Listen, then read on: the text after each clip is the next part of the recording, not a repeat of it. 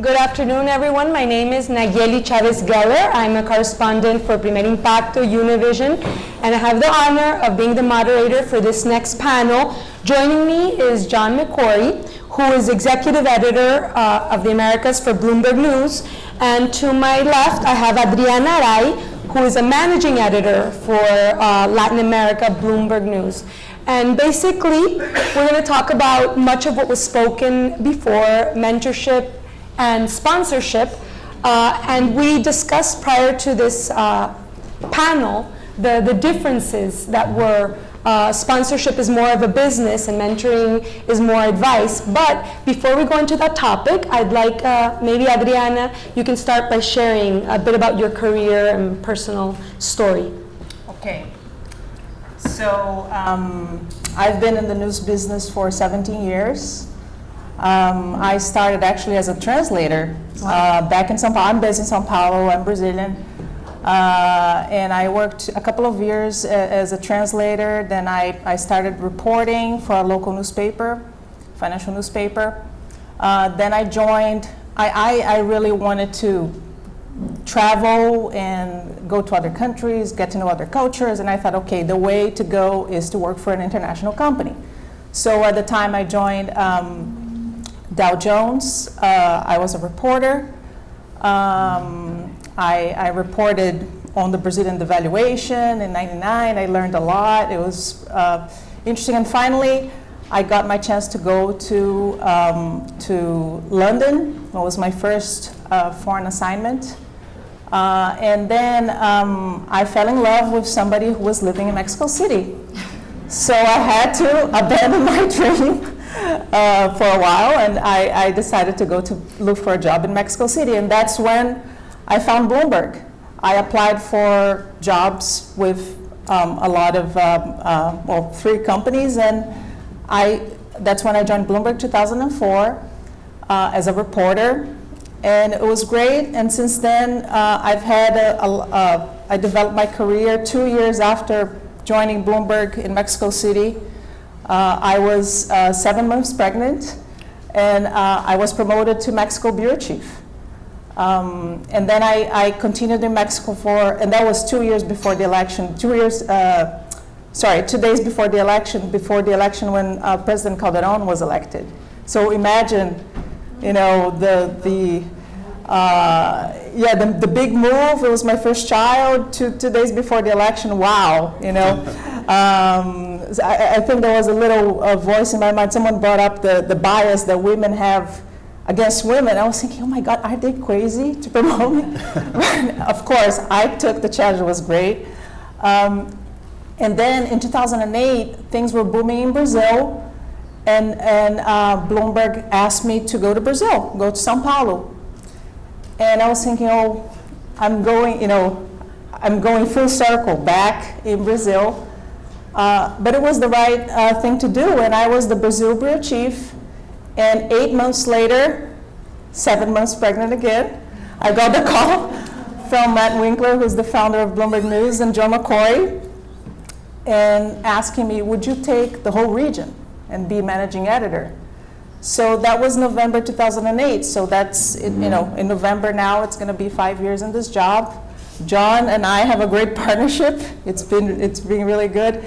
But so in all these moves, John was with me, since I was promoted Mexico bureau chief back in 2006.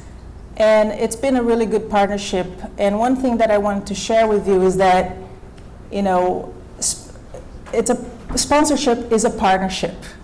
It is good for John, and it's good for me, obviously. I just told you my career history here. But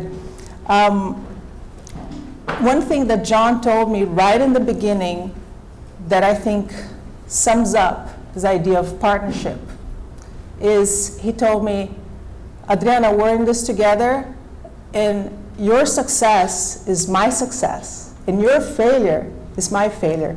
And I thought that was such a powerful, I don't know if you took that from a management book or something, but I have to say, I meant it. So I have to say it was a powerful phrase because I understood, okay, he's got a lot at stake, I obviously, it's like being a mother for the first time. You're never ready for the new challenge. So, but I think it's he saw that I had the potential, and I definitely wanted, to. I think my whole career, I was always about taking risk and, okay, let's do something new. Okay, let's go for it. It's good. It's, I'm going to learn a lot. But that phrase was really good because, over this 5 years, I learned a lot of things, and we were in a lot of projects together, but without a sponsor. Also for these projects, not just for the promotion, for the projects, I really needed his help because he put me in touch with key people. He's been with the company for 21 years. 21 years, so he knows a lot more people than me, and he's been around, he's got more experience. So we've been in this partnership together, and I think it was really good. Well, Adriana, before we go and expand on what sponsor means to you, now we're going to hear a bit about John McCorry's background, and also what I find very interesting, we talk about women helping other women, but in this case it's a man. So if you can just share with us a bit about your career and your personal life. Absolutely, and I want to thank America's Society, Council of Americas for having us here. It's an honor, and I think you already know. You could see already that why I made the decision I did, because just Adriana's wonderful. But that last panel really struck a chord with me. And I didn't plan on talking about this, but I should point out, so I'm the son of an immigrant. My dad immigrated from Ireland. My mother was a very strong matriarch. I have 5 sisters and 2 brothers. I am very comfortable around strong women. I try certainly to be gender neutral. I don't think I came here thinking I was going to tell you that, but that last panel I thought was just excellent. And so to the extent that that's been an influence on me, and trust me, my family's been an influence on me, maybe that helps guide me. My career in journalism started about 34 years ago. I wrote about sports and camping and backpacking, things I never had done, for a company called Davis Publications. Was my first paying job. I then went to a financial, one of the magazines folded. I went to a financial publication called The Bond Buyer. It's a very influential publication in the bond market. Didn't know anything about bonds. There I met Matt Winkler, who was a relatively young reporter at the time. It was just before he went to the Wall Street Journal. I admired his work then. We stayed in touch. I went on to do a lot of different things for Thomson bought that publication. And when one of the publications I founded, called Bond World, folded, Matt had just started Bloomberg News. I called him up saying, I hired some really good people. You might want to talk to them. And he said, great, send them over. What's taking you so long? And I remember being flattered that he thought I should come over. And I realize now, in being here today, that of course Matt has been a sponsor for me throughout my career, and I'm grateful to him for that. If I may, just to talk about the whole sponsorship relationship, as Adriana said, it's one of mutual benefit. I knew I was making a good decision in Adriana. After all, she's too modest to say this. When she was Mexico City bureau chief, we had been striving to get an interview with Carlos Slim, who needs no introduction, for years. And through Adriana, one day Carlos Slim was in our New York office for an extensive interview, met with our editorial board, including Matt, founder of Bloomberg News. It was a great interview. Adriana showed incredible poise and dug deep, and Mr. Slim does not like to give away much, and Adriana did a great job on that. So I had already seen her at work, and when and our Mexico bureau had grown under her. So when the time came for the managing editor for Latin America, while I'm a big believer in taking calculated risk, I want to make sure of the calculation, and I was sure that this was a good calculation. John, what does sponsor mean to you, and do you think it's played a key role in the development of your career? Well, absolutely. Again, I don't know if I realized it at the time, but there was an editor at the Bond Buyer who certainly took me under his wing and taught me about the bond market, and I became, to the extent that I'm expert in any one area of journalism, I would say I understand the world, the global bond market better than a lot of other journalists, I guess. And then Matt is a visionary, and he regrets he couldn't be here today. Originally, Matt had planned to be here, and this is exactly the sort of discussion that Matt would love to engage in. So again, our thanks to Susan. Matt has been a sponsor, and I think, Matt, that's a good example of a sponsor, and it's how, as fond as I am of Adriana, it's how I consider our relationship. Matt, when he hired me, thought I could do certain things. He saw things in me that I don't think I realized, skill sets that I had that maybe I realized, but I don't know if I had exercised them as much as Matt has chosen to over the past 21 years. And, you know, I have incredible respect for him, and he does for, I would say, for me and for all of us at Bloomberg News. He built a news organization from nothing, backed by another visionary, Mike Bloomberg. So sponsorship to me means someone who puts you in a position to succeed, stretches you, gives you opportunity, gives you training, is taking a risk, but, and I'll say this about my relationship with Adriana, I have benefited, I would say, at least as much as Adriana has benefited. It was a great question back there from our friends at Catalyst. I know Catalyst very well. He's done a tremendous job. I remember when Catalyst was formed, I think it was in the 1980s. Tremendous job sponsoring and promoting women in business.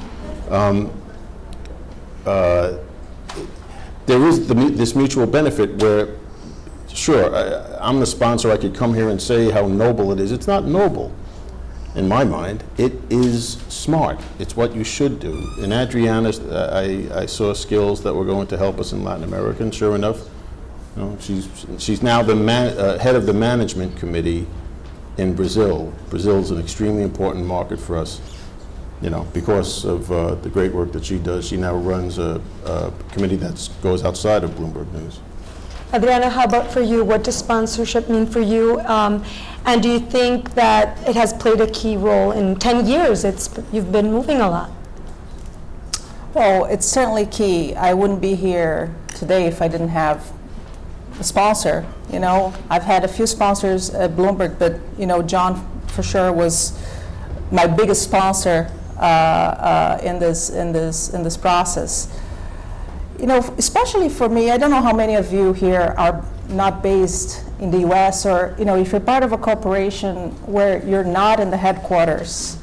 You know, I'm, you know, in Sao Paulo. Yes, it's a big, you know, it's a big office. It's 250 people in Sao Paulo. It's the hub for Latin America for Bloomberg, but the headquarters, you know, the center for decision making is here.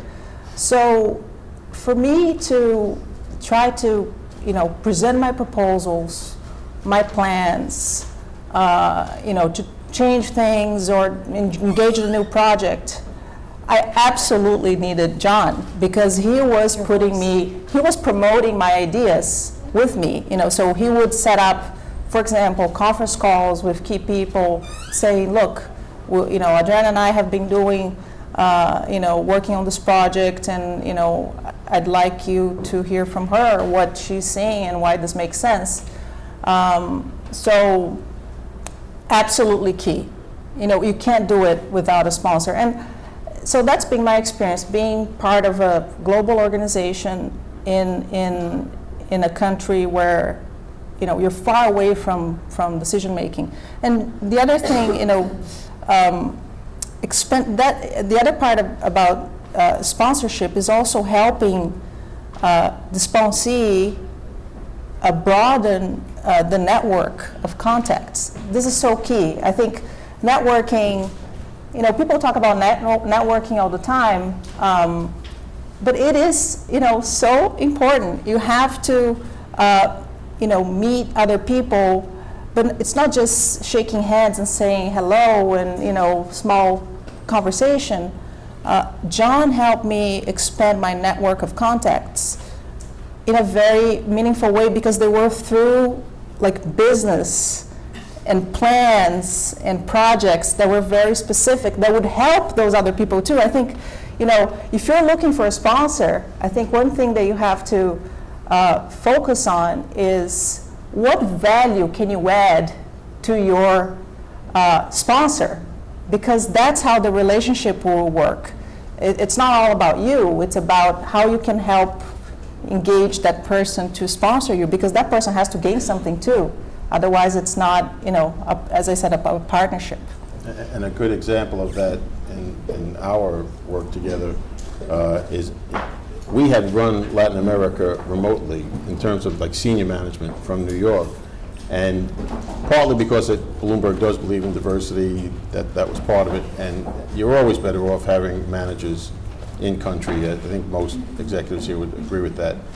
So it was helpful to me, to Matt, to Bloomberg News, to Bloomberg LP, to find a strong manager in region. And, so that now you're looking at candidates at that point. And, I knew almost immediately that Adriana was going to make us better as an organization. So again, that's the mutual benefit of it. One of the things that is interesting is that in both occasions, she was 7 months pregnant. It's a time where, you have to take a leave of absence. How was it for you taking that challenge and risk with Adriana?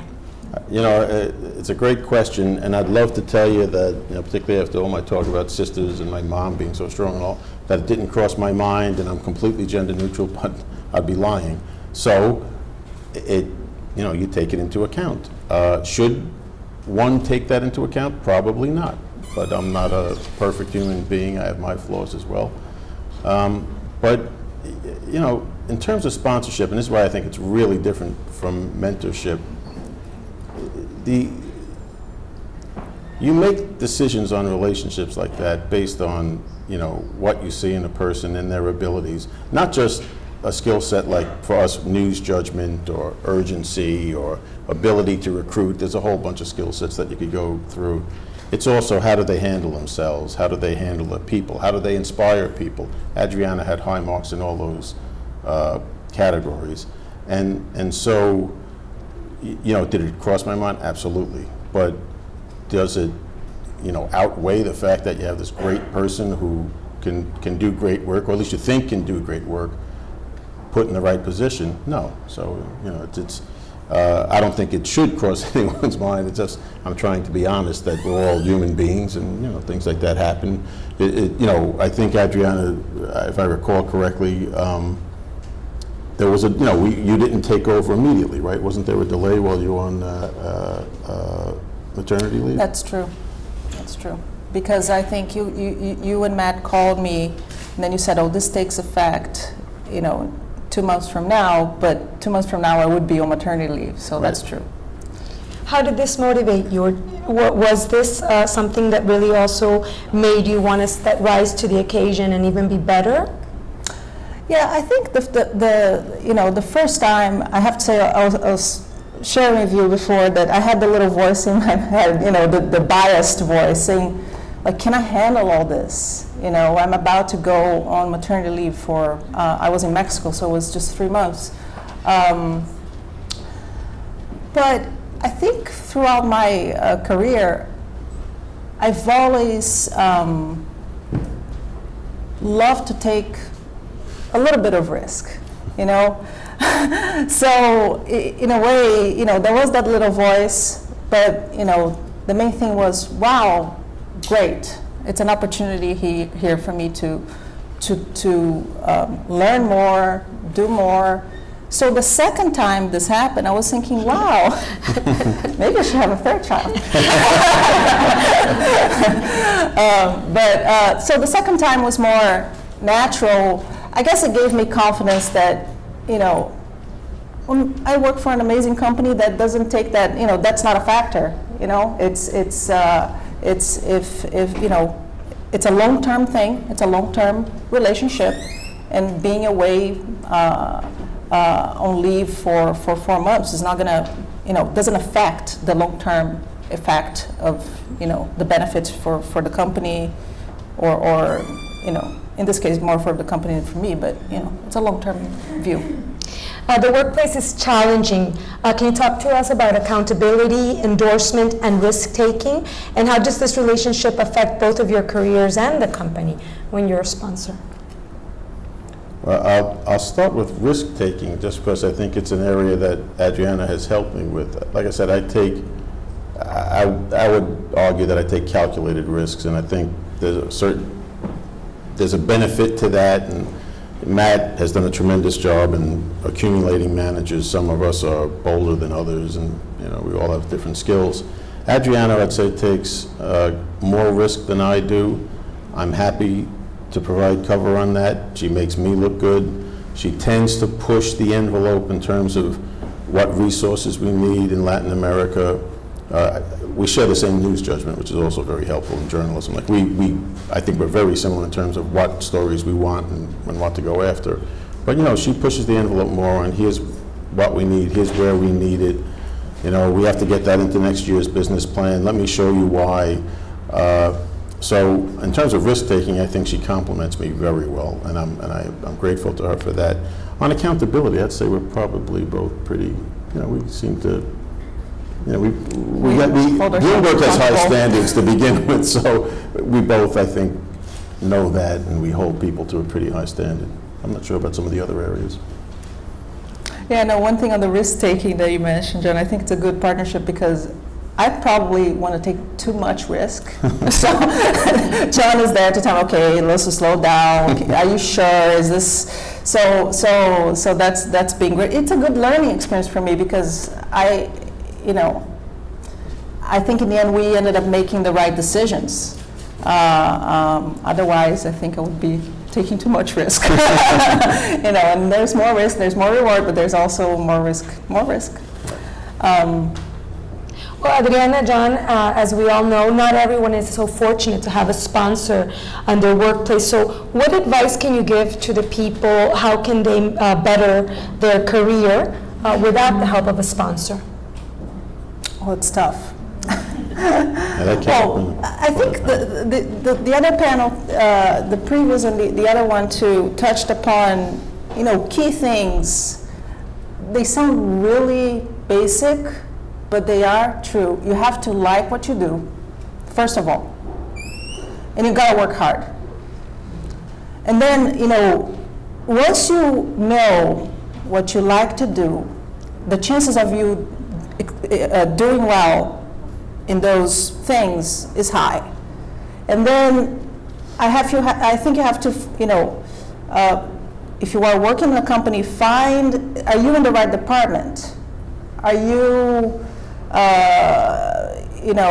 if not, okay, what's the department that you want to go to and why? Okay, who are the key people in that department and what value can you add? And I think that's the first step. Have a clear diagnosis of, okay, what is the situation? Sometimes you might realize, okay, I'm not in the right company and I have to do something else. But I think, hard work and passion for what you do are the key things. And then you have to step back and, look at, what's going on. What are the opportunities here? And again, for you ask me, okay, what do you do if you don't have a sponsor? Find one. I think that's key. You've got to find a sponsor. And how do you find a sponsor? Okay, find the area and see what value can you bring to engage that person. And sometimes it's not just one. I think this was discussed in the other panels too. Sometimes it's a number of people. You might try, a few people see who has the availability, who sees the value in you, and take it from there. That would be my advice. Yeah, when the other panel before this, which again was just excellent, I thought of a couple of things. We interwove confidence into that whole discussion of how do you find a mentor. And one thing I'd say on confidence is, so one of my sisters, who's an actress, she teaches acting downtown. She always talks about do the work. Not enough of her students do the work. I guess I'm not an actor, but people who think that acting is easy, you just show up, but it's actually a lot of work, and my sister Marion talks about do the work. So one way of growing confidence is do the work. Prepare well, whatever your job is, execute well. If you don't do it right the first time, that's okay, but keep practicing, keep rehearsing. If you do the work, you will gain confidence. That's one thing I thought of. And in terms of finding a mentor, it's what Adriana said, not a mentor, a sponsor. There's an enlightened self-interest in choosing someone who you want to have that relationship with. So if you do well, and then you make an enlightened decision about, I could help you with such and such, I think naturally you kind of find a sponsor or sponsors that way. I was interested, even in the panel before this, I think it was Denise who said, build a network of sponsors, which I think is a great idea.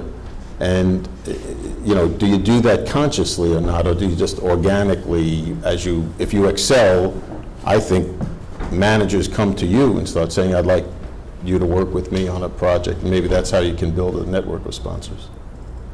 Well, thank you very much, Adriana and John, for sharing your story. We're now going to make room for questions. I don't know if there's anything. We were talking a bit about the difficulties also between having such a successful career and managing your personal life as a mother of two. Maybe you'd like to expand on that, but I don't know what the audience would like to ask. Yeah, well, on work-life balance, I know, it's a challenge for all of us. I think you have,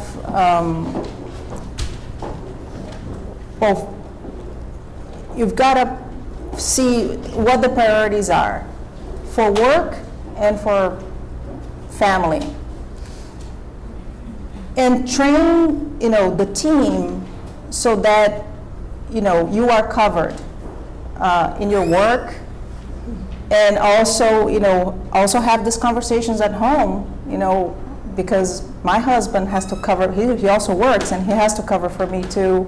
So I think it's manageable, but you have to really, take a step back and look at what are the really important things for you to do. For example, one thing that I find really important, I go to my son's school's presentations. There's no way I'm going to miss a school presentation, so that's very important for me. There are very important conference calls at work that I have to be present every day. So if you identify the key things, the really important things that you have to do, and then you manage all the rest, maybe there are some things that you can train somebody else to do on your behalf. Obviously, it's your, you're not just passing on, shoving work onto other people.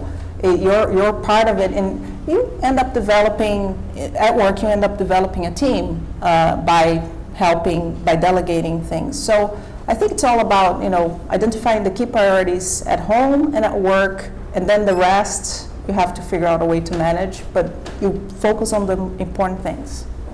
Thank you. Any other questions? Okay.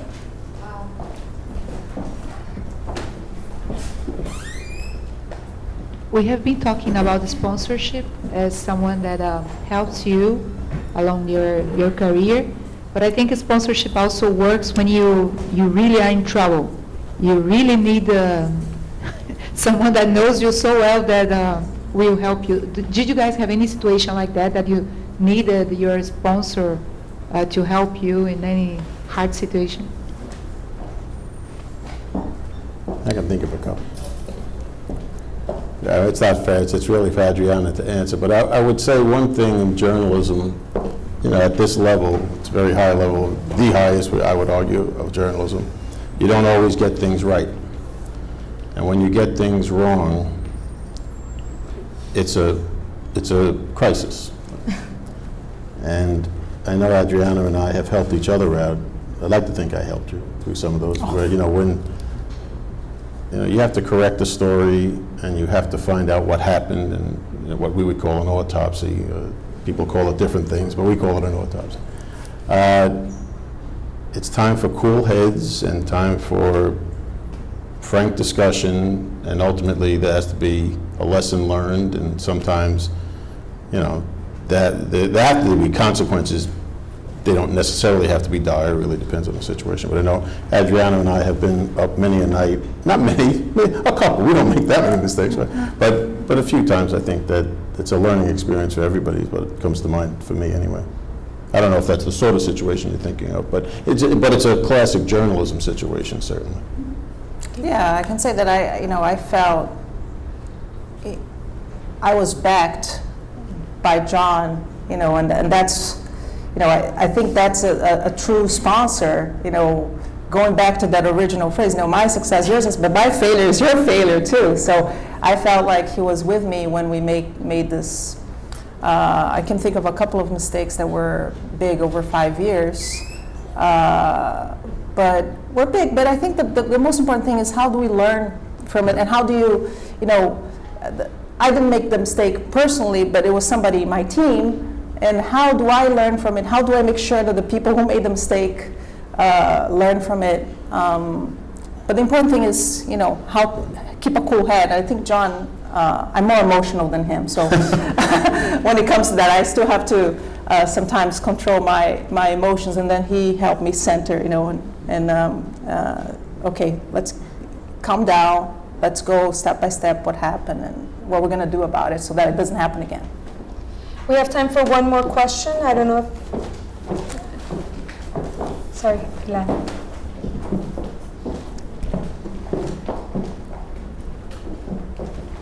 I have a question, because the mentoring basically that we talked about has to do with business. But I also believe that mentoring, when you're doing it, you have to have great communicating skills between each other and trust. I think it's easier when a woman is mentoring a woman, because you don't just stick to the professional end of what it is that you need to learn. So I would like to know if your mentoring also has to do with the possibility, and are you opened up to listening, hearing, and probably offering advice on a personal level? And if that is so, how does it work between a man and woman? Because that sometimes it's a little harder. That's a great question. But we're out of time, so I'm really fond of Adriana. I know her husband John very well. I met her children. I feel like I'm open to any suggestion that if she was seeking advice that goes, of course it'll be in a professional context anyway, but if Adriana came to me and said, John, I need time off to do such and such, I think we'd be able to talk it through easily enough. That's happened. Yeah. But then I don't know if I don't think I'm the type of one burden myself to you, but I probably sort of in between the lines, I'm telling you when I'm under some pressure. Yeah, I think trust is very important. I think it's a little bit, trickier, because the challenges that we face as women are different. So, but we have a very open relationship, and a lot of trust. I think one thing that I wanted to mention is about that, being a real sponsor is also someone who's capable of giving you honest feedback. And that's really, it's tough, because I think in that case, the gender thing could be an obstacle, And I remember one time when John gave me a call, and, I felt like he was really uncomfortable. There's something, in that call, he was really uncomfortable. And he was asking me, so, there's this training that I'd like you to take, but I don't want you to, before you talk about it, I don't want you to take offense. It's, it's some training that we are giving to some people. I said, okay, well, what is it? It's on, what was the name of the term? Public speaking? Presentation skills. I said, oh, okay. And then he gave me the honest feedback.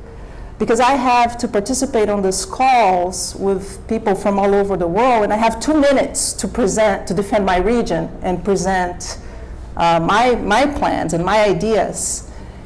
And then John told me, sometimes I think on the call, you have these great ideas, but the message is not, going across as it should be. And I thought that was great, but I saw how difficult it was for him to give me that feedback. But I'm really grateful that he identified that skill that I needed to improve, and I did the training. I think I'm doing better now. Isn't she? She's doing great. That's a great example, actually. Well, I want to thank you both. Unfortunately, we have to break up the panel, but thank you for sharing. Pleasure. Thank you. Thanks for the a lot moderation. of learning. Thank you.